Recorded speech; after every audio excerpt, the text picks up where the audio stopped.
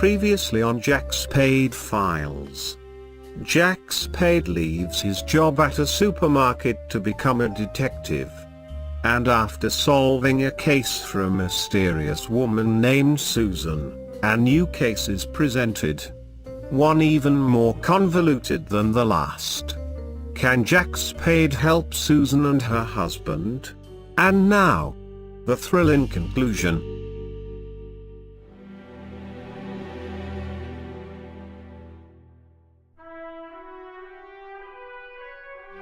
Where are we going?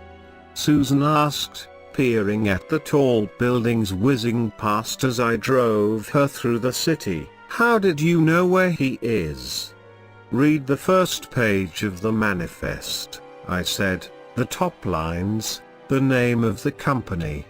She pulled the page out and read, Ocean Rails Cargo and Shipyard, she said. And there's the address.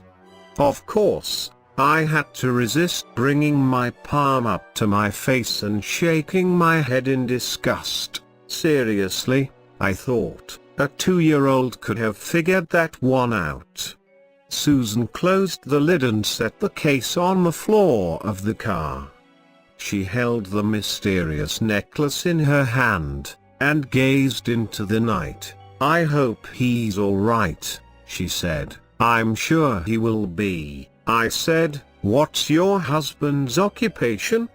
Sam is an engineer, said Susan. He designs machine parts and things like that.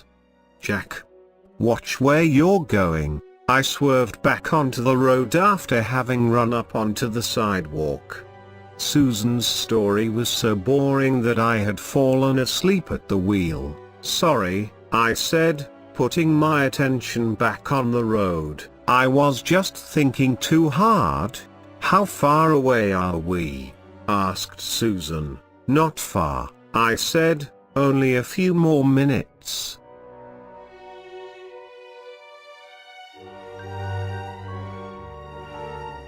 A number 2 combo, jumbo-sized with a Coca-Cola, please, I said. Jack, exclaimed Susan, we don't have time for fast food. My husband's life is on the line. We still have 5 minutes and it's only 3 minutes away, I said. Plus, you interrupted me before I could have any of my Zaxby's lightly salted kettle-cooked crinkle chips. So don't give me that sass. I picked up my greasy bag of death food, and continued on my way.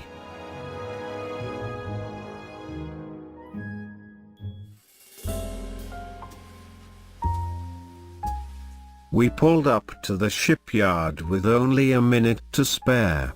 I shoved the last of the salty sliced spuds into my drooling mouth and then got out of the car.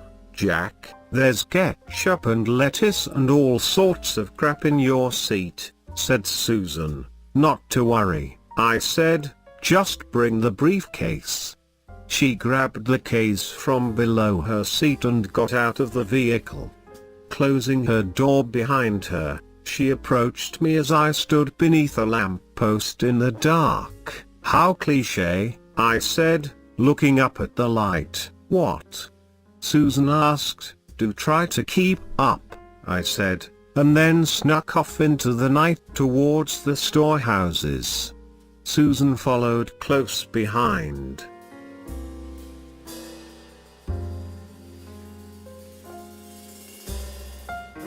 As we were getting closer to the warehouse, I heard a loud boom from behind me.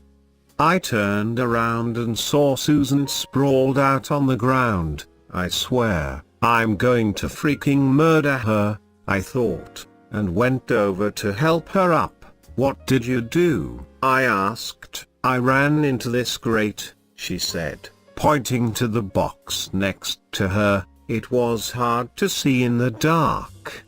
But, I cracked the case. What? I asked. You've figured it all out?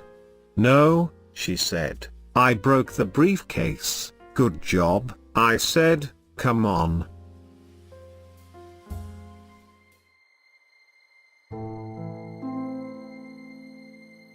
Within a few moments, we were close enough to see into the windows of the warehouse. "I don't see anyone," said Susan, peering in. "Let's try this ladder," I said, pointing to the left side of the building. "Maybe there are some windows with a better view up on the scaffolding."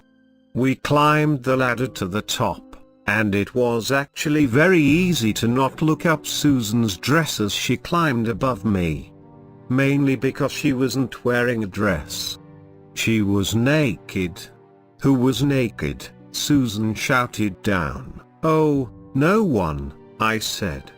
I made a mental note to not speak my thoughts out loud in the future. Once we were at the top, we crept along the scaffold to some windows that looked down on the center of the building. "There they are," I said. 4 men stood in a circle.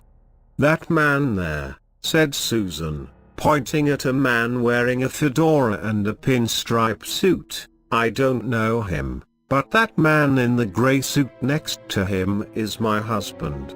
"You're a great help," I said. We watched as the men talked. "I presume that your husband is here with the man who gave him the note," I said to Susan, "and that the other men are selling something. Should we wait and see if the deal goes down?" But before we could see the deal go down, we got to see Susan's husband go down. Because one of the men shot him. "Sam." "No," Susan screamed. "The man with the gun turned it on the pinstripe fellow and shot him without hesitation." Poor pinstripe man had no time to react. The 2 men still standing turned and began to walk out of the building. Susan was in hysterics, and took off down the scaffolding. "No," I yelled, getting up and running after her, "don't do anything stupid. Oh wait, too late, but seriously come back."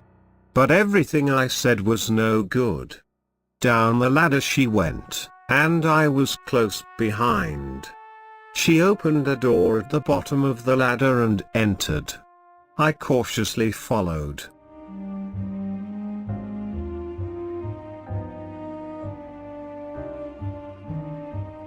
The men were long gone now. It was just the 2 of us and the soon-to-be rotting and decaying corpses of 2 other men. I should try the number 3 combo next time, I thought to myself. I rounded a corner and saw Susan holding Sam's head in her hands. If he hadn't been dead already, he would have drowned from Susan's tears. What a diva. "I'm sorry," I said, standing over her. "Is there anything I can do?" But before she could say anything, Sam coughed and spewed blood from his mouth. "You gross," I said. "Sam," said Susan, "I'm here, baby. I'm here." The necklace. Sam choked through a mouthful of gross, disgusting blood. "Her necklace, she has to know." "Sam, dear. What are you saying?" asked Susan. "Emily's necklace. Club 34. He coughed again, cringed, hiccuped, and then finally died. Sam. Sam, Sam, Sam, Sam. Sam. No, Susan was crying into her dead husband's blood-stained shirt in anguish. While all of this drama was playing out, I paced the room, thinking. Club 34. Club 34. I knelt down. "Susan," I said, "we best get out of here. The police may arrive soon." Susan wiped back her tears and stood up. "You're right," she said, shelving her grief with ease that surprised me. "Let's go." She took off to the door. I trailed close behind, but not before I reached down and picked up the fedora off the ground and placed it on my head. "Thanks, Mr. Pinstripe." Back outside, I picked up the broken case off of the ground and removed the necklace from it. I held it up for Susan to see. "I'm not sure what the connection is," I said, "but he mentioned Club 34 and a woman named Emily, who this necklace belongs to. What say we pay this Club 30 for a visit? This is the only lead we've got." Susan was looking out into the night.